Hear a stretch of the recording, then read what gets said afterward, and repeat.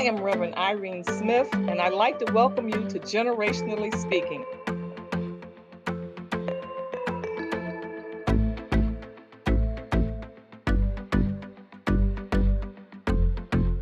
Here at the table, we come and we discuss life issues, no matter what they might be. As we sit at the table with each generation, we all learn, we all grow, we all are inspired. Yeah, yeah. Yeah, yeah. Generationally Speaking. Welcome. I'm Reverend Irene Smith, and I want to welcome you to Generationally Speaking. Of course, it's always at the table where we can have these conversations from one generation to the next generation. I've learned that you can learn something from every generation, and I'm thankful about that. I don't have my co-hosts with me today, Minister Durham and Pastor Shamika Oliver. They're out taking a break, a little vacation, but of course, we'll all be back together soon. But I am excited today to be here with this young man that I want to introduce you to. His name is Ted, and his father and mom are with him, brother Tony and brother Grace, and sister Grace, I'm sorry, brother Tony and sister Grace, my brother and sister in Christ Jesus. And I am just excited about what God is doing in their lives. So let me Ted now is experiencing some medical conditions that hamper his ability to speak freely.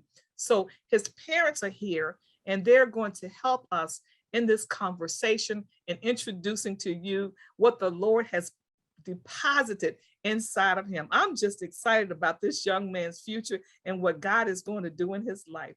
So first, let me just say welcome to Ted. Ted, welcome.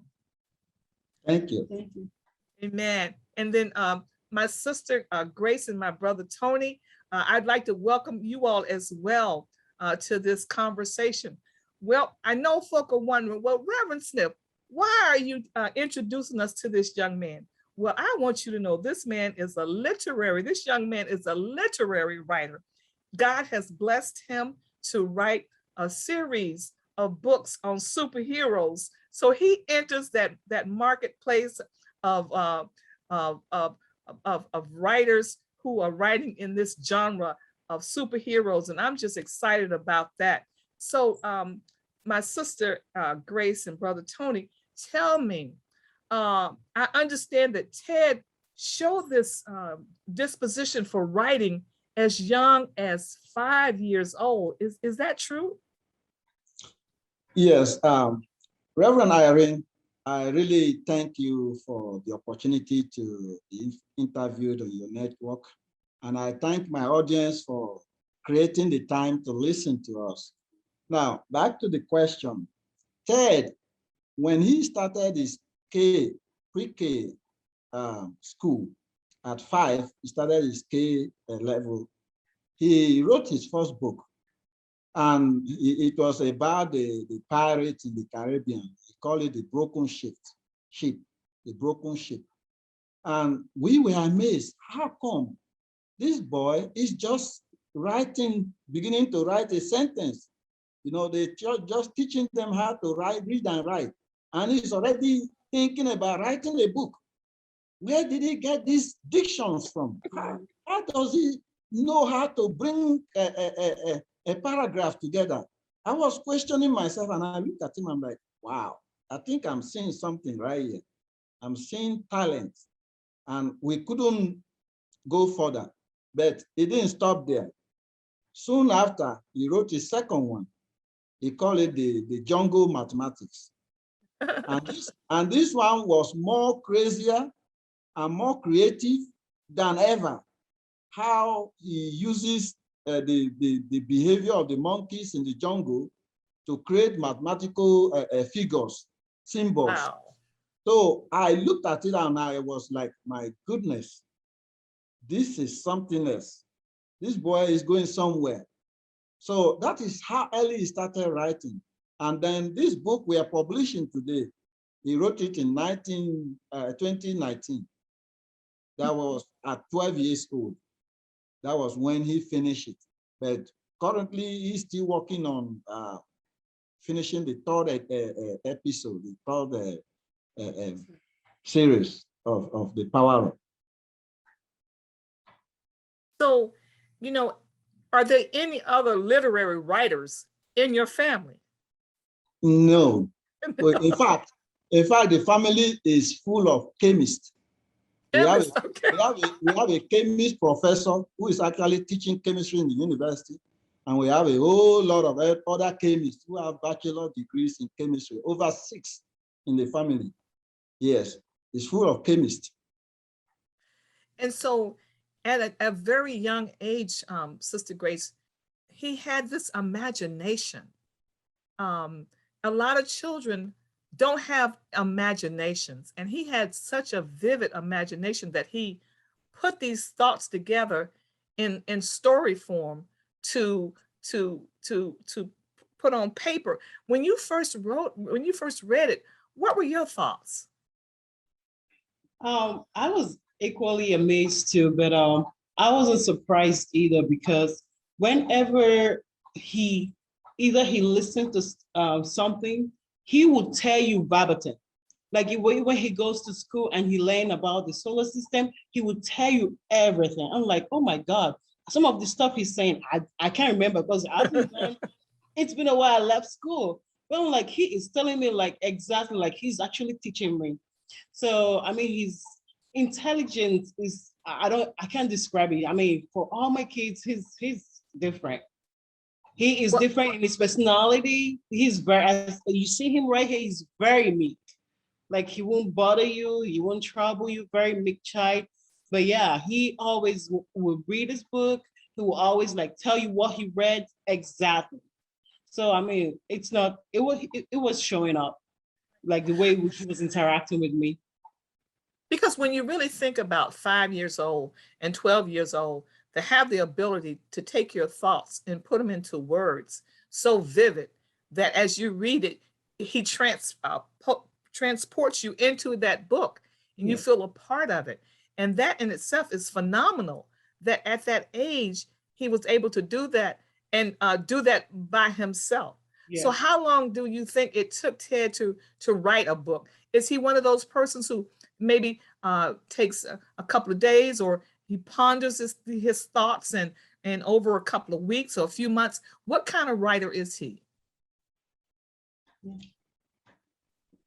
So I really cannot tell in detail what kind of writer he is, but I know, but once he has that vision, he will sit on his computer.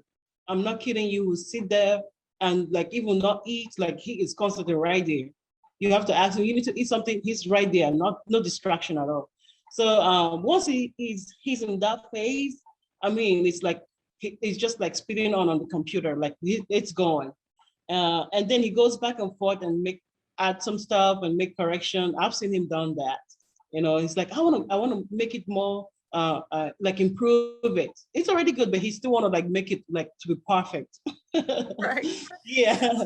So Brother Tony, having this family line of chemists and majoring in biology and all these sciences, what was it for you when you realized I got this literary person on my hands? Like I have something different now. This writing major. What did it do for you? I mean, he could be the next movie director and writer, and that's what it sounds like to me. Reverend Irene, thank you for that question. That was a very good question. Actually, I didn't get to understand that he is a writer. I thought maybe he's like any other kid, expressing himself.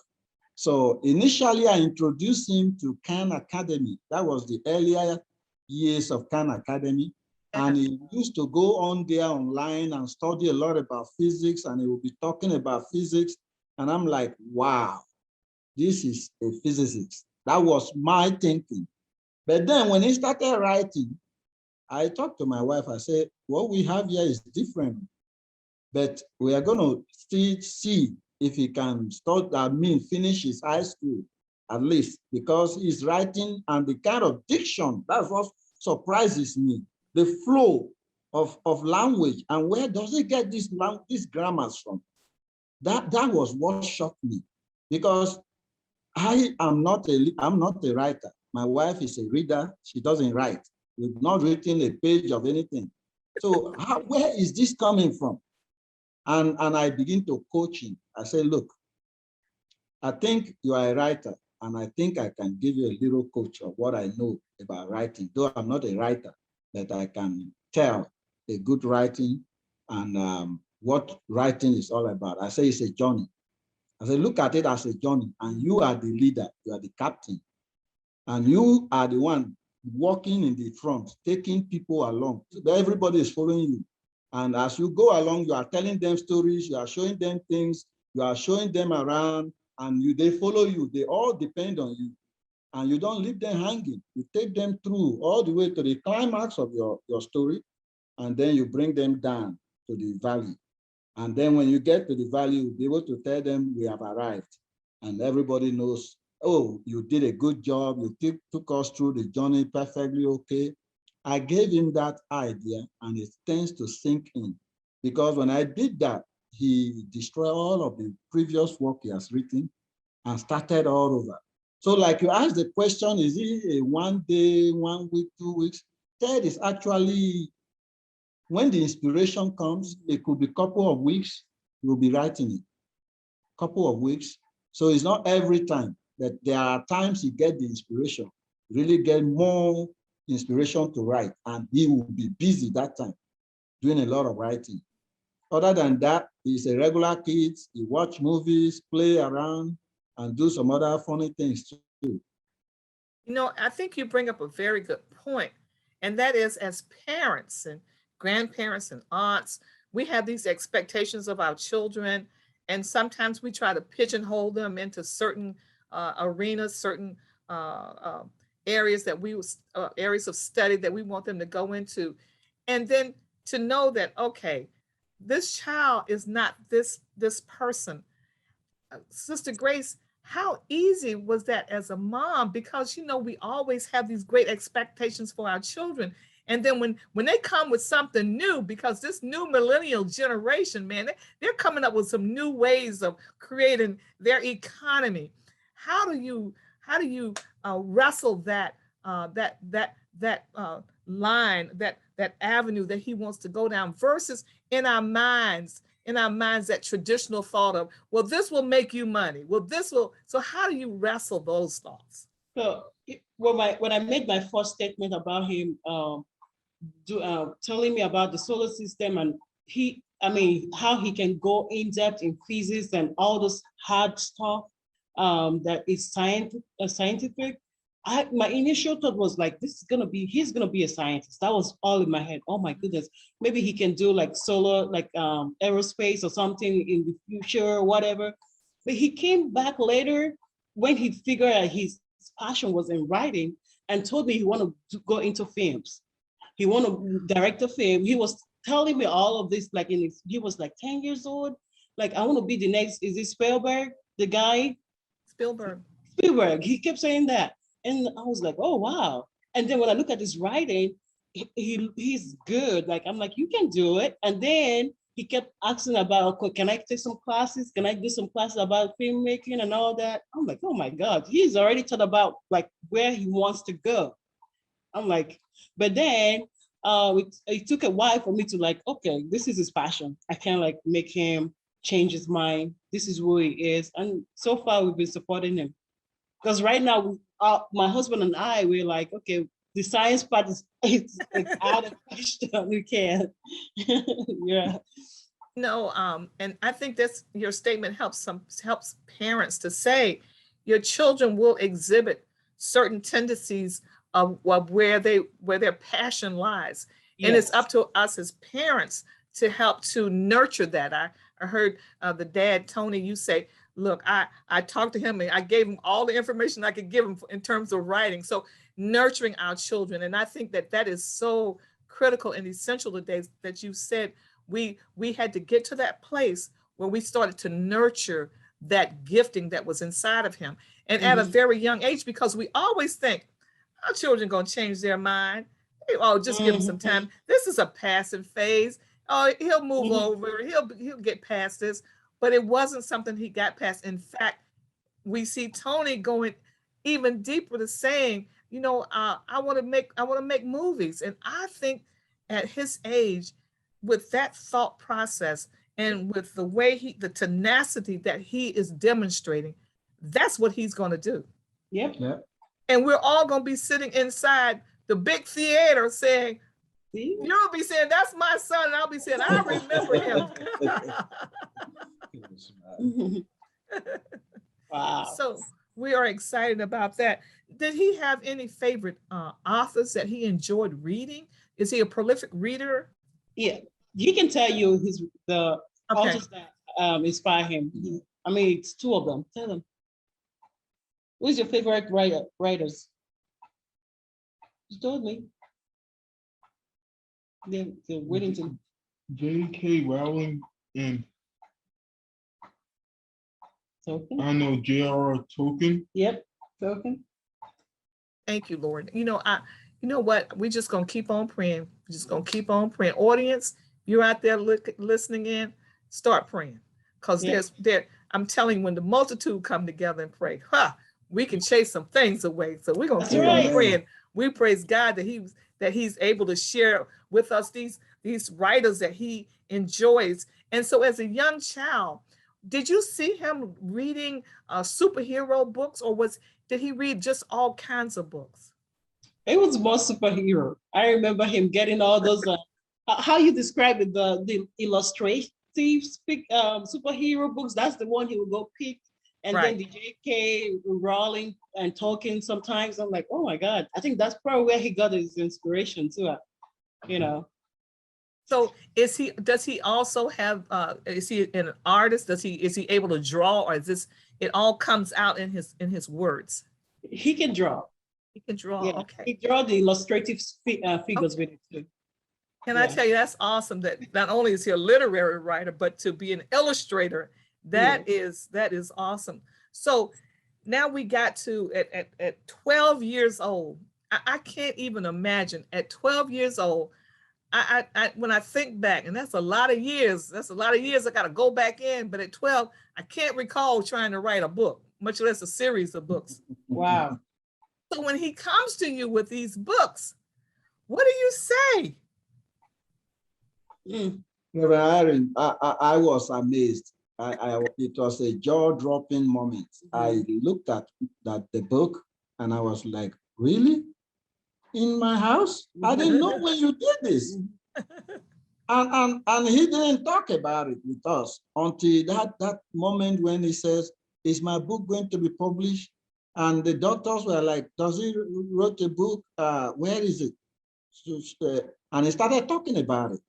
So when I heard him talking about it with them and they were like excited, I said, I got to look at that book when we get to, and we will publish it. So yes, there was that part of it, like it was a surprise, especially with the chapter books, because the initial books were not like that. They were like children thing. But now he's writing chapter 1, chapter 2, chapter 3, up to 20 chapters. So for him to do that, to be able to do that was a really big surprise for me. I'm gonna have to say, do you mind if I say something? No. So when he wrote that book in 2012, he showed it to me and I read it. I mean, it was really detailed, but because he's more open to me. And then when I saw it, I was like, and he wanted it to be published. But then I think I said that in my past interview with Vicky, that when he told me about publishing it, I have never done that before. I don't have the resources either. But then, like my husband said, when he started going back to the same story about his book being published in the hospital, that's when we stepped in and like, we need to make a move. So yeah, so he already told me, although my husband didn't know. Yeah, so I'm just trying to make that correction. So I'm just excited about publishing. So then as parents, we'll turn over every rock that we got to turn over for our children, to be quite honest. There's nothing that we will not hold back from doing. So you all, I guess you go into prayer and try to figure out, well, we're gonna try to publish it. Tell me what that journey was like in making the decision and then reaching out, because when you reach out, there are so many different persons who say, I'll do this, I'll do that. I mean, as a parent, how did you make that decision? Well, I told my wife in the hospital, we decided we're going to publish it. My wife went on to do the research, to search for publishers. I didn't even know she's gone far. In fact, before I realized, she already came up with one person, and this is a VMH a publishing company, with Vicky being the manager. And I tell you, it was a journey we've not been on before. We have no idea what we were actually into. So far, the publishing company we met, that of VHN, VMH. VMH, they really made the process so simple. The way Vicky worked with us, make it easy for us to do it. And we almost done right now as we speak. We almost get everything. The book should be out anytime from now. Should be ready. The first series, the first book in the series should be ready any moment from now. So let's just for a moment talk about when the book is published and ready for the public. It will be available on what platforms? So the website is Konne.com. And people will be able to order it from there. Walmart will be selling it. Apple, there will be the online book, the Target, Barnes and Nobles, all of the book sales outlets will be selling it. Target, all of them. And the first book that will come out. So tell me, you said it's a series. Is it a series of 6, a series of 12, a series of 3? What is the series number? It's a series of 3. So he has his first ready. The second is almost ready to go. The second in the series. So the third is what he's going to be working on later. That he has his second almost completed. So that will maybe coming up sooner. All right. So that first book will come out. And we are just excited because these are great times for our youth, especially our youth of color, to be recognized for their literary excellence, and not just literary excellence, but in listening to you, you've spoken enough for me to know that this young man is gifted, to be quite honest. It sounds like he's really gifted. And so we are thankful for that. We want to acknowledge that. We want to make that known. And so I'm excited about having the opportunity to come on and talk about this series of books that Ted has written. Now, what is the name of the first book? In the series? Yes. Power Up 1. Power Up 1. All right. All right. And so we're excited about that. And what's the projected date for its publication? That will be from the publishing company. They told we've done all our own aspects, everything we're supposed to do, we've done it. So what they were waiting on, we just get it done, cleared out last weekend. So we're waiting on them, but it should be any time from now because everything is almost set. Yeah. So as parents, talking to other parents, deciding that you want to have a book published, it is a tremendous decision, and it requires finances. So as parents, talking to other parents, what would you say to them when it comes to making that financial decision for your child? Go ahead, Chris. We had to talk among ourselves, my husband and I, and made that decision. We had to sacrifice on other aspects, and knew how important it was for his well-being, because we had to show that we were serious, that we believe in his ideas, and we want it to be showcased to the world.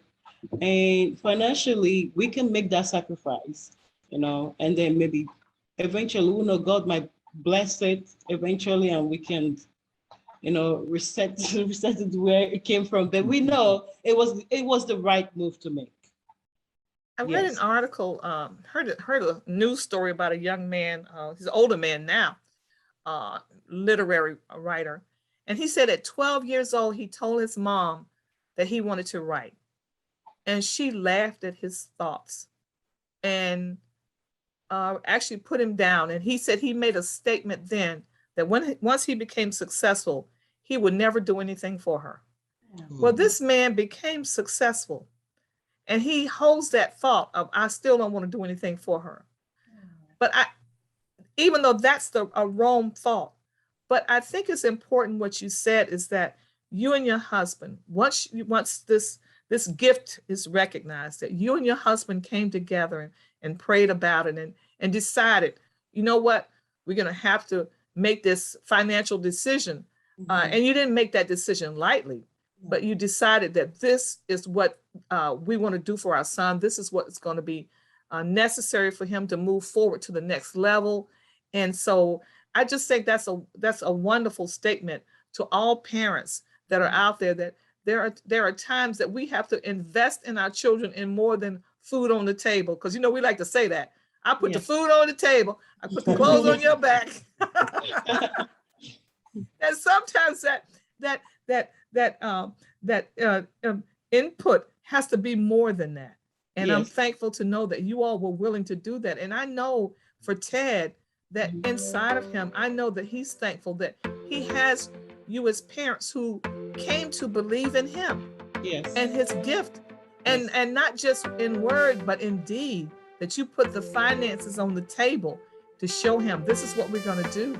So tell me about his siblings. How are they taking all of this in, that their brother has written this book? What are their thoughts?